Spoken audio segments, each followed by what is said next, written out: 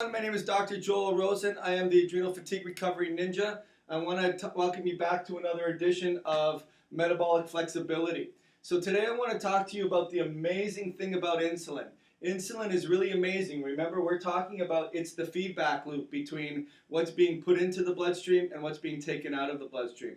What's really cool about this feedback loop is on an average, it's very tightly regulated. Like we talked about, little food, little stress, lots of stress. It's very tightly regulated until we throw a wrench into the chain and we eat and we eat and we have food more available than we ever had. We eat, we have a fridge. You know, I even have, kids that have meals at 10 o'clock at night. We never had this. So anyways, the average, let's say you have a high carb meal.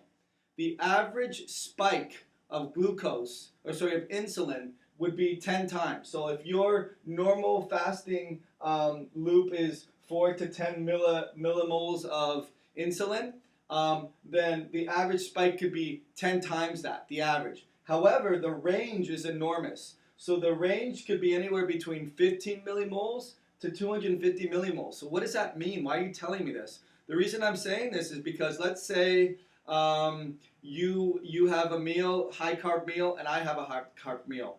And because your body's way more sensitive to insulin than my body is, which is genetically determined, you can go as high as 250 millimoles, and that's going to cause your glucose to be normalized. It's going to cause it to be, say, 85 after a while. And I may have a high carb meal. Let's say you and I have the same glucose levels. Mine's 85, yours 85. But my insulin levels only spike to, yours spike to 250 millimoles, and mine only spike to 60 millimoles. Your insulin sensitivity is much better than mine because, or much worse than mine, sorry, because you need way more spiking of insulin to be able to clear the amount of blood to be able to balance. And because mine only goes up to, say, 50, I don't need as much insulin to balance this, to create that feedback loop normalization.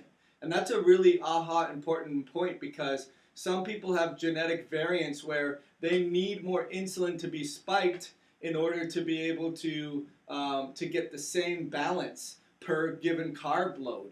And if that's the case, then if they need more insulin to spike that because they're not very sensitive, eventually that's going to cause problems because you keep up that rate of eating lots of food, and you need way more insulin to be able to balance out that high fasting glucose levels. And what does insulin do? It blocks the utilization of things. So it blocks the utilization of proteins. It blocks the utilization of healthy fats. And we can't lose weight. And so you may say, well, how does it block proteins? Aren't we breaking down proteins? You are if you don't have any glycogen stored in your liver. But if you're always eating and eating and eating, then guess what? Your hepatic turnover of glucose into the bloodstream is really high.